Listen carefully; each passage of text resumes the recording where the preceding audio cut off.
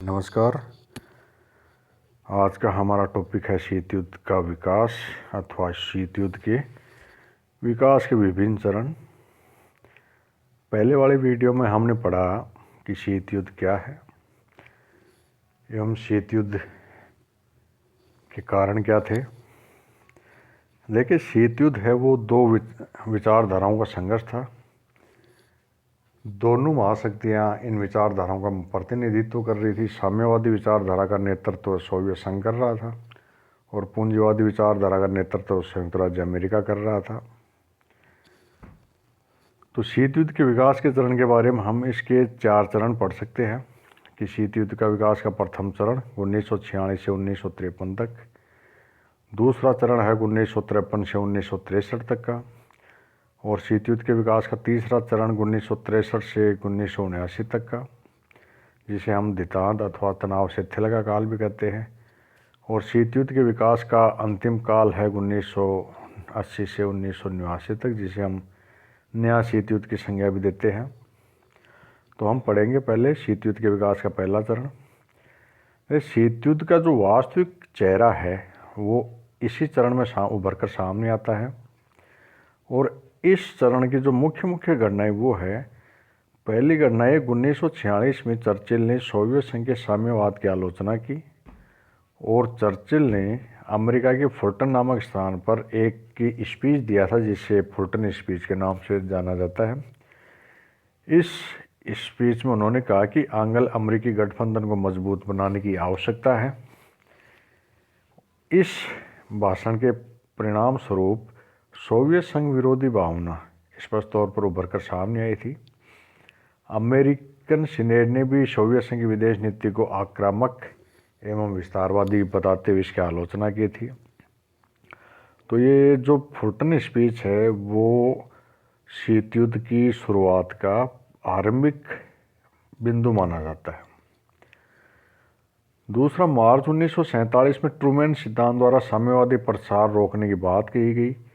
इस सिद्धांत के अनुसार विश्व के किसी भी भाग में अमेरिकी हस्तक्षेप को उचित ठहराया गया। अर्थात ट्रूमैन सिद्धांत कहता है कि साम्यवाद के प्रसार को रोकने के लिए अमेरिका पूरा प्रयास करेगा। यूनान टर्की में अमेरिका द्वारा हस्तक्षेप करके सोवियत संघ के प्रभाव को कम करने की बात स्वीकार की गई। अमेरिका ने आर्थिक सहायता के नाम पर हस्तक्षेप करने की चाल चलकर शीत युद्ध को भड़काया और विश्व शांति को नुकसान पहुंचाया। अर्थात जो ट्रूमैन सिद्धांत है उस सिद्धांत के माध्यम से यूनान टर्की को आर्थिक सहायता दी गई और आर्थिक सहायता के माध्यम से उनका उद्देश्य था तो ये था कि भाई यहाँ साम्यवाद का विस्तार नहीं हो, इसलिए इन्होंने इनको आर्थिक सहायता दी और अपने खेमे में बनाए रखा। 23 अप्रैल 1947 को अमेरिका द्वारा प्रतिपादित मार्शल योजना ने भी सोवियत संघ के मन में अविश्वास व वैमनस्य की भावना को बढ़ावा दिया। इस योजना के अनुसार पश्चिमी यूरोपीय देशों को 12 अरब डॉलर की आर्थिक सहायता देने का कार्यक्रम स्वीकार किया गया। इसका प्रमुख उद्देश्य पश्चिमी यूरोपीय देशों में साम्यवाद के प्रसार को रोकना था। जो मार्शल योजना है उसका मुख्य उद्देश्य ये था कि पश्चिमी यूरोप के जो राष्ट्र है वहाँ साम्यवाद के विस्तार को हर हालत में रोका जाए। इस योजना का लाभ उठाने वाले देशों पर यह शर्त लगाई गई कि वे अपनी शासन व्यवस्था से साम्यवादियों को दूर रखेंगे। इससे सोवियत संघ के मन में पश्चिमी राष्ट्रों के प्रति घृणा का भाव पैदा हुआ और शीत युद्ध को बढ़ावा मिला।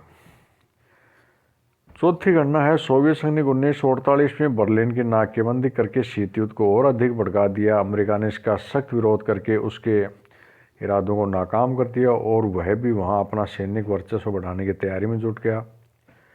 पांचवा है, जर्मनी के विभाजन ने भी दोनों महाशक्तियों में विरोध की प्रवृत्ति को जन्म दिया। जर्मनी का बंटवारा इसलिए हुआ था कि दोनों महाशक्तियाँ अपने अपने क्षेत्रों में अपने प्रभाव को बढ़ा सके, लेकिन अमेरिका की मार्शल योजना और सोवियत संघ की कोमिकोन की नीति ने यूरोप को सोवियत संघ तथा अमेरिका के मध्य शीत युद्ध को बढ़ावा दिया। अर्थात ये दोनों ही जो नीतियाँ हैं, मार्शल योजना और कोमिकोन नीति है, इन नीतियों का उद्देश्य है आर्थिक सहायता के माध्यम से अपने अपने विचारधाराओं के विस्तार को बढ़ावा देना था। छठी घटना थी 1949 में अमेरिका ने अपने मित्र राष्ट्रों के सहयोग से नाटो जैसे सैनिक संघ का निर्माण किया। इसका उद्देश्य उत्तरी अटलांटिक क्षेत्र में शांति बनाए रखने के लिए किसी भी बाहरी खतरे को ऐसे कारगर ढंग से निपटना था। इस संधि में सोवियत संघ को सीधी चेतावनी दी गई कि यदि उसने किसी भी संधि में शामिल देश पर आक्रमण किया तो इसके परिणाम दूरगामी होंगे, भयंकर होंगे। इससे अमेरिका और सोवियत संघ के बीच मतभेद और अधिक गहरे होते गए। अठारह 1949 में अमेरिका ने नाटो सैनिक संगठन का निर्माण किया और उसका उद्देश्य ये था कि इस नाटो के जितने भी मेंबर हैं उनमें अगर किसी पर भी सोवियत संघ आक्रमण करता तो उस सबके खिलाफ आक्रमण समझा जाएगा। अक्टूबर 1940 में चीन में साम्यवादी शासन की स्थापना होने से, ये अक्टूबर 40 नहीं, अक्टूबर 1949 है। इसमें चीन में साम्यवादी शासन की स्थापना होने से अमेरिका का विरोध अधिक प्रखर हो गया। उसने संयुक्त राष्ट्र संघ में साम्यवादी चीन की सदस्यता को चुनौती दी। इससे सोवियत संघ और अमेरिका में शीत युद्ध का वातावरण और अधिक प्रबल होने लग गया। और 1950 में कोरिया संकट ने भी अमेरिका और सोवियत संघ में शीत युद्ध में वृद्धि की। इस युद्ध में उत्तरी कोरिया को सोवियत संघ और दक्षिण कोरिया को अमेरिका और उनके सहयोगी राष्ट्रों का समर्थन और सहयोग प्राप्त था। दोनों महाशक्तियों ने परस्पर विरोध व्यवहार का प्रदर्शन करके शीत युद्ध के वातावरण में और अधिक टकराव पैदा किया। 1951 में जब कोरिया युद्ध चल ही रहा था, उसी समय अमेरिका ने अपने मित्र राष्ट्रों के साथ मिलकर जापान से शांति संधि की और संधि को कार्य रूप देने के लिए सैन फ्रांसिस्को नगर में एक सम्मेलन आयोजित करने का निर्णय लिया। सोवियत संघ ने इसका कड़ा विरोध किया। अमेरिका ने इसी वर्ष जापान के साथ एक प्रतिरक्षा संधि करके विरोध की खाई को और अधिक गहरा किया। अमेरिका की इन कार्रवाइयों से सोवियत संघ के मन में द्वेष की भावना को बढ़ावा मिला। तो ये मुख्य गणनाएं थी पहले चरण की। और शीत युद्ध के जो विस्तार का दूसरा चरण है, इसमें इस समय में दोनों महाशक्तियों के व्यवहार में कुछ बदलाव आने की संभावना दिखाई देने लगी। इस युग में दोनों देशों के नेतृत्व में परिवर्तन हुआ। सोवियत संघ में स्टालिन की मृत्यु, खुर्शचेव ने शासन संभाला और अमेरिका में राष्ट्रपति आइजनहावर ने शासन की बागडोर अपने हाथों में ली। सोवियत संघ की तरफ से दोनों देशों के मध्य मधुर संबंध स्थापित करने के प्रयास अवश्य हुए, लेकिन उनका कोई सकारात्मक परिणाम नहीं निकला और अमेरिका तथा सोवियत संघ में शीत युद्ध का तनाव जारी रहा। इस दौर की जो दूसरे चरण की मुख्य गणनाएं वो पहली गणना ये है कि 1953 में सोवियत संघ ने प्रथम आणविक परीक्षण किया।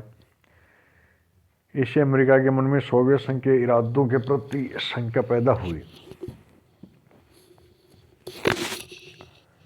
1953 में चर्चिल ने अमेरिका से कहा कि दक्षिण पूर्वी एशिया के लिए नाटो जैसे संघ का निर्माण किया जाए और चर्चिल के सुझाव को मानकर अमेरिका ने कंबोडिया, वियतनाम और लाओस में साम्यवादी प्रसार रोकने के उद्देश्य से 8 सितंबर 1954 को सीटों का निर्माण किया। उधर सोवियत संघ ने वार्सा पैक्ट की तैयारी कर ली। वार्सा संगठन के निर्माण का उद्देश्य पूंजीवादी ताकतों के आक्रमण को रोकना था। इस तरह परस्पर विरोधी गुटों की स्थापना द्वारा शीत युद्ध को और अधिक भड़काया गया। अर्थात तो ये जो सैनिक संगठन बने, नाटो, सीटो, सेंटो, वार्सा पैक्ट, तो इन सैनिक संगठनों का मुख्य उद्देश्य यही था कि अपने अपने गुटों की शक्ति को बढ़ाना और दूसरे गुट पर एक मनोवैज्ञानिक दबाव बनाना। हिंद चीन की समस्या ने भी दोनों महाशक्तियों के मध्य मतभेदों को और अधिक गहरा कर दिया। 1954 में हिंद चीन में गृह युद्ध आरंभ हुआ। ये जो हिंद चीन क्षेत्र और फ्रांस का उपनिवेश था, सोवियत संघ ने हो चिन मिन की सेनाओं की मदद की और अमेरिका ने फ्रांसीसी सेनाओं का समर्थन किया। हिंद चीन की समस्या को सुलझाने के लिए जिनेवा समझौता हुआ, लेकिन कुछ समय बाद ही वियतनाम में गृह युद्ध शुरू हुआ। सोवियत संघ ने अमेरिका की इस युद्ध में भूमिका की निंदा की। उसने अमेरिका के वियतनाम में अनुचित हस्तक्षेप के विरुद्ध आवाज़ उठाई। इस तरह वियतनाम युद्ध अमेरिका और सोवियत संघ के बीच शीत युद्ध का मुख्य कारण बना। चौथी जो घटना है वो है कि 1956 में हंगरी में सोवियत संघ के हस्तक्षेप ने भी अमेरिका को नाराज करने का काम किया और 1956 में ही स्वेज नहर संकट ने दोनों महाशक्तियों के बीच तनाव में वृद्धि की। सोवियत संघ ने इस संकट में मिस्र का साथ दिया। स्वेज नहर संकट का समाधान तो हो गया, लेकिन दोनों महाशक्तियों में तनाव वैसा का वैसा ही बना रहा। छठी घटना है जून 1957 में आइजनहावर सिद्धांत के अंतर्गत अमेरिका की कांग्रेस ने राष्ट्रपति को साम्यवाद के खतरों का सामना करने के लिए सशस्त्र सेनाओं का प्रयोग करने का अधिकार प्रदान करके पश्चिमी एशिया को शीत युद्ध का अखाड़ा बना दिया। शीत युद्ध के तनाव को कम करने के लिए अमेरिका के राष्ट्रपति आइजनहावर ने सोवियत संघ की यात्रा करने का निर्णय लिया, लेकिन यात्रा के एक दिन पूर्व ही 1 मई 1960 को अमेरिका का जासूसी विमान U-2 सोवियत सीमा में जासूसी करते पकड़ा गया और विमान चालक ने यह स्वीकार किया कि उसे सोवियत संघ में सैनिक ठिकानों की जासूसी करने के लिए अमेरिका ने भेजा है। इसे सोवियत संघ ने गंभीरता से लिया और अमेरिका से अपनी गलती स्वीकार करने को कहा, लेकिन अमेरिका ने इसे अपनी गलती न मानकर शीत युद्ध को और अधिक बढ़ाने का काम किया। 16 मई 1960 में पेरिस सम्मेलन में सोवियत राष्ट्रपति खुर्शेव ने U-2 की घटना को दोहराया और कहा कि भविष्य में अमेरिकी राष्ट्रपति को सोवियत संघ आने की कोई आवश्यकता नहीं है। सम्मेलन के दूसरे सत्र का भी सोवियत संघ ने बहिष्कार करके अपनी नाराजगी प्रकट की।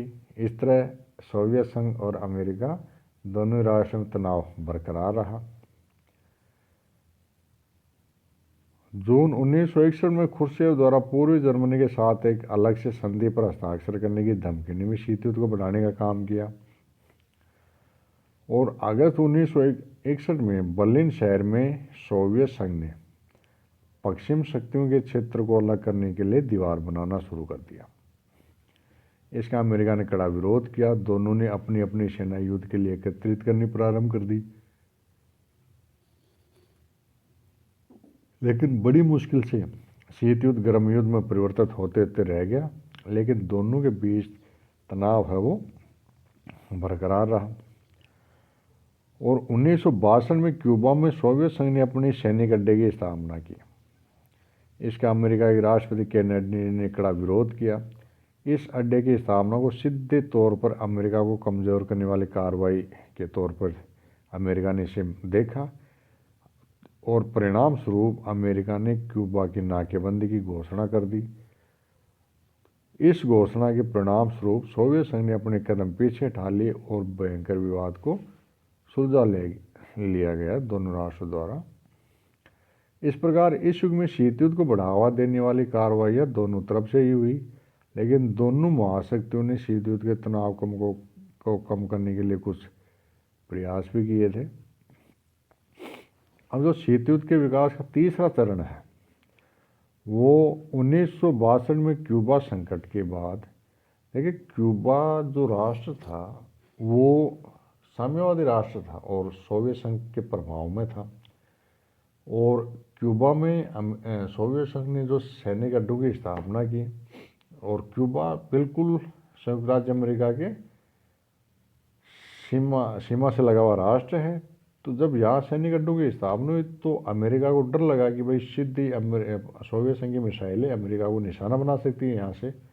तो इसी के परिणाम स्वरूप अमेरिका ने वो क्यूबा की नाकेबंदी की और सोवियत संघ ने थोड़ा संयम से काम लेते हुए अपने वहाँ से सैनिक अड्डे वगैरह हटाए, हथियार हटाए, और इसी का परिणाम था कि तीसरा विश्व युद्ध होते होते रह गया, है ना। लेकिन इस क्यूबा संकट ने दोनों राष्ट्रों के साथ साथ समस्त विश्व को एहसास करा दिया कि अगर इसी शीत युद्ध ऐसे ही चलता रहा तो कभी भी तीसरा विश्व युद्ध शुरू हो सकता है। 1962 में क्यूबा संकट के बाद शीत युद्ध के वातावरण में कुछ नरमी आई और दोनों गुटों के मध्य व्याप्त तनाव की भावना सौहार्दपूर्ण एवं मित्रता की भावना बदलने के आसार दिखाई देने लगे, और दोनों राष्ट्रों के मध्य जो तनाव थे उनमें कुछ नरमी आई, और इसी नरमी को देतांत के नाम से या तनाव शिथिल के नाम से भी जाना जाता है। देतांत ने शीत युद्ध से उत्पन्न पुराने अंतर्राष्ट्रीय संबंधों का परिदृश्य बदलने का काम किया। विश्व में शांतिपूर्ण वातावरण का जन्म हुआ और इसके परिणाम स्वरूप संयुक्त राष्ट्र संघ की भूमिका में भी बढ़ोतरी हुई और विश्व को परमाणु युद्ध छिड़ने का जो एक भय था उससे कुछ मुक्ति मिली। अब शीत युद्ध के विकास का अंतिम चरण 1970 के दशक का देतांत अफगानिस्तान संकट के जन्म लेते एक नए प्रकार के शीत युद्ध में बदल गया। इस संकट को देतांत की अंतिम शव यात्रा कहा जाता है। इससे देतांत की समाप्ति हो गई और दोनों शक्तियों में लगभग एक दशक तक रहने वाला तनाव शिथिल के दिन लद गए और पुराने तनाव फिर से बढ़ने लगे। इसकी उत्पत्ति के मुख्य कारण ये निम्न है। पहला है, सोवियत संघ की शक्ति में वृद्धि ने अमेरिका के खिलाफ अपनी पुरानी दुश्मनी आरंभ कर दी। रोनाल्ड रीगन ने अमेरिका के राष्ट्रपति बनते ही शस्त्र उद्योग को बढ़ावा दिया एवं मित्र राष्ट्रों का सशक्तिकरण करने का पर बल दिया। अमेरिका तथा सोवियत संघ ने अंतरिक्ष अनुसंधान की होड़ लगी और अफगानिस्तान में सोवियत संघ ने हस्तक्षेप किया। इससे शीत युद्ध में वृद्धि हुई। अमेरिका और सोवियत संघ में पारस्परिक प्रतिस्पर्धा शुरू हुई। सोवियत संघ ने दक्षिण पूर्वी एशिया में अपना प्रभाव बढ़ाना शुरू किया और 23 मार्च 1983 को अमेरिकी राष्ट्रपति रोनाल्ड रीगन ने स्टार वार्स परियोजना को मंजूरी दी। इसके परिणाम स्वरूप दोनों जो महाशक्तियां थी अमेरिका और सोवियत संघ, इन दोनों में नए शस्त्र बनाने की होड़ लग गई। हिंद महासागर में भी सोवियत संघ ने अपनी शक्ति को बढ़ाना शुरू किया। सोवियत संघ ने खाड़ी क्षेत्र तथा पश्चिमी एशिया में भी अपना प्रभुत्व बढ़ाने का प्रयास किया। सोवियत संघ ने क्यूबा में अपनी ब्रिगेड तैनात कर दी और निकारागुआ में अमेरिका ने अपना प्रभुत्व बढ़ाना शुरू किया। इन सभी कारणों से एक नए शीत युद्ध का जन्म हुआ और देतांत का अंत हुआ। इससे अंतर्राष्ट्रीय संबंधों में नई खटास पैदा हुई। अमेरिका ने खाड़ी सिद्धांत के द्वारा विश्व शांति के लिए खतरा पैदा कर दिया। इसके द्वारा विश्व शांति इस नए शीत युद्ध ने विश्व को तृतीय विश्व युद्ध के कगार पर लाकर खड़ा कर दिया। इससे देतांत की हानि हुई और निशस्त्रीकरण के प्रयासों को भी गहरा झटका लगा। इससे तनाव के केंद्र अफगानिस्तान, कम्पुचिया, निकारागुआ आदि देश हो गई। यह युद्ध विचारधारा विरोधी न होकर सोवियत संघ विरोधी था। इसके अभिकर्ता अमेरिका और सोवियत संघ न होकर ब्रिटेन, फ्रांस और चीन भी थे। इस युद्ध ने संपूर्ण विश्व का वातावरण दूषित किया एवं बहुध्रुवीकरण को जन्म दिया। देखिए, जो शीत युद्ध था उस शीत युद्ध ने द्विध्रुवीकरण को जन्म दिया। अर्थात विश्व में दो ध्रुव बने थे, एक सोवियत संघ और दूसरा अमेरिका। लेकिन जो नया शीत युद्ध है उसमें देखिए सोवियत संघ का कमज़ोर होता गया और जब उसका विघटन हुआ तो उस समय जो विश्व व्यवस्था है वो बहुध्रुवीय हुई। इसमें अमेरिका और रूस के साथ साथ फ्रांस, ब्रिटेन और चीन है, वो भी शक्तिशाली बनते गए। तो आज हमने पढ़ा शीत युद्ध के विकास के विभिन्न चरण। नमस्कार।